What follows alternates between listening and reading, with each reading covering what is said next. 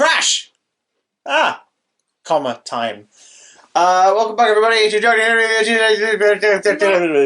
Vidcast. I'm having some Pringles. Yep, professional. Oh, speaking of, could you get the Wikipedia articles up on your phone? My phone's charging. No. Well, I'm working. please do, though. No. Hi, I'm Chris. I'm not Chris. We're not sponsored by Pringles. Oh my god, if you want to sponsor us though, hell yeah.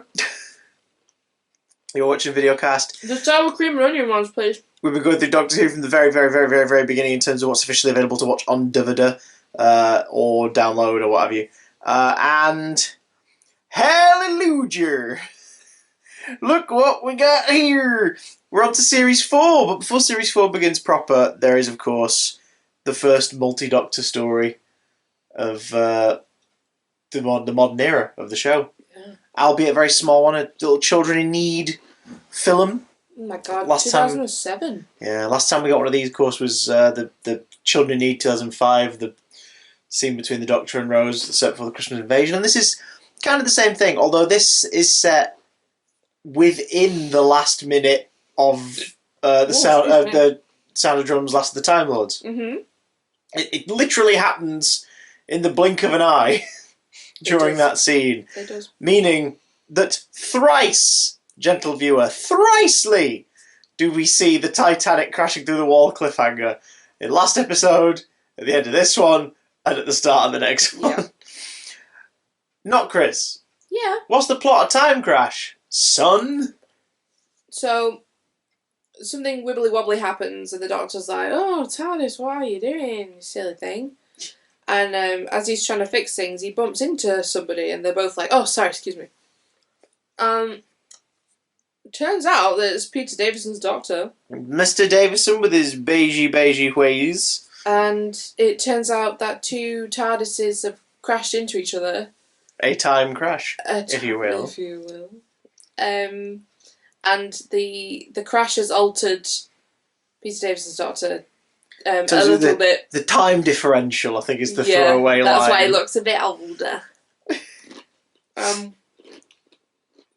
And it's David Tennant just like fangirling over Peter. Oh God. Over Peter Davison. Over Peter Davison for like how many minutes is it? 8 minutes. 8 minutes. Yeah, that's pretty much what it is. It's just a fun little short. Mm-hmm. Stephen Moffat returning after Blink to write this one. The 10th Doctor played by David Tennant. The 5th Doctor played by Peter Davison. Yeah.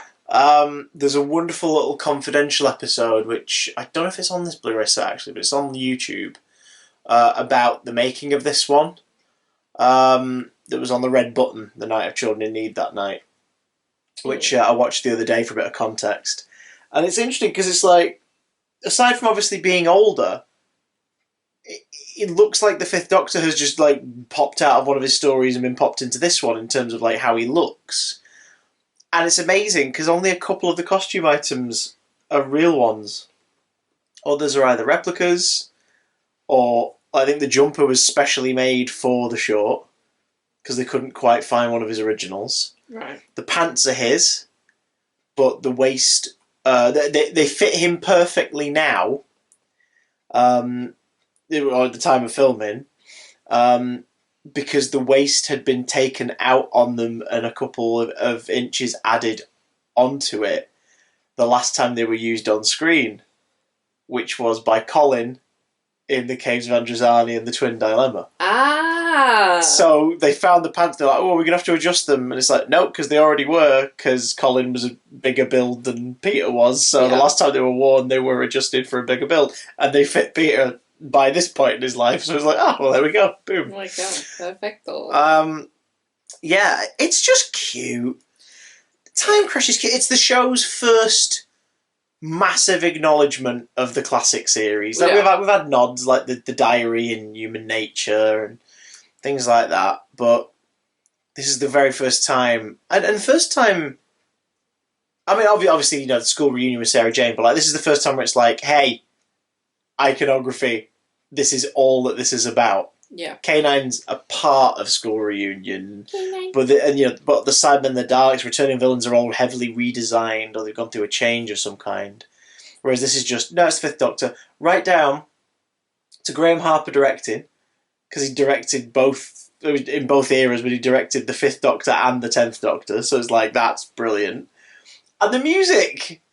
Murray Gold played around with some of the library music and the music cues, which is really, really nice. And there's like little, references that we wouldn't have got last time we watched it. Well, speak for yourself. Sonny Jim, the laddie boy. The Royal Way, then.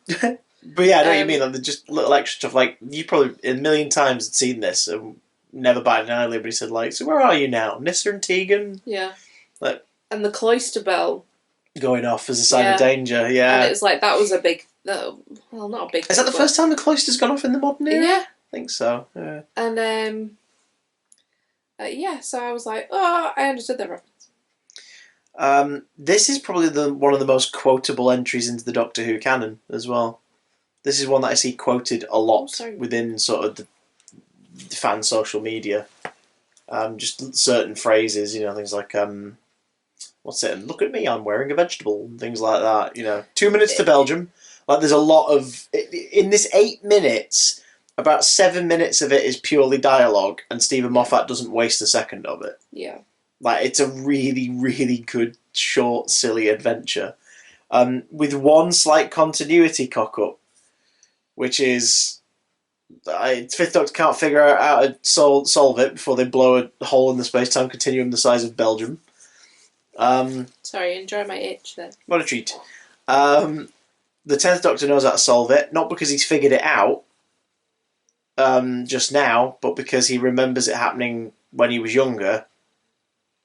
He remembers seeing himself when he was younger. From the perspective of younger him, seeing his older self do what needed to be done. Yeah. So it's not that they're clever enough to figure it out on the spot, it's that he remembered watching him being... You remember being me, seeing you doing that, is the line. It's like, oh, that's cute.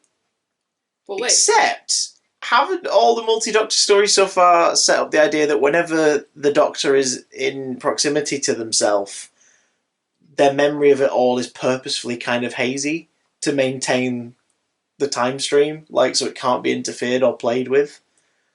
So they can't go into it with the older incarnation knowing exactly what's going to happen because they've already lived through it. Isn't that the whole point of it? Because they even carry that on later with the anniversary special when they're leaving at the gallery at the end. The Doctor's going. He's like, I'm not going to remember any of this, am I? And they're like, no, because he's not going to remember any of it. Yeah. But obviously, canon is what you decide it is on the spot. Ultimately, it doesn't really matter. We're all going to die one day. Okay. And after we've done it 5 times, we'll turn into David Tennant. Peter slips back into the role really nicely, but that's probably because he'd been still playing it on audio as well in the meantime. So it's not like he'd lost it. And it's kind of...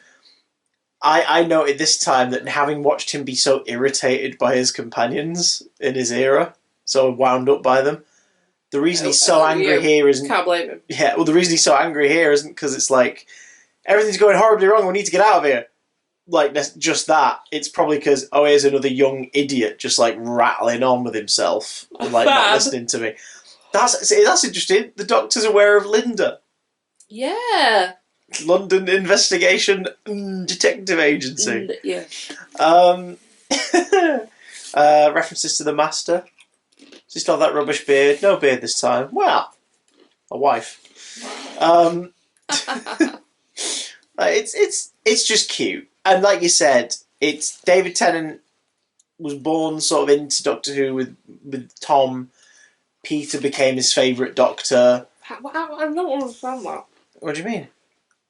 I don't understand. Imagine being a young kid watching the youngest of the Doctors so far dashing around and being, pretty sort of marvellous, as he says in this. Yeah, but then you've got bloody... Oh, what's his name? That kid that starts off in Tom's era. Adric, and you've got Furlough. Furlough? Furlough? What's his name? Turlo. Oh, that was close. Furlough. You can tell we've been in lockdown since that era, can't you? Okay. Bleeding hell. Turlo. You can tell which one of us here is gainfully employed. This is Furlough over there.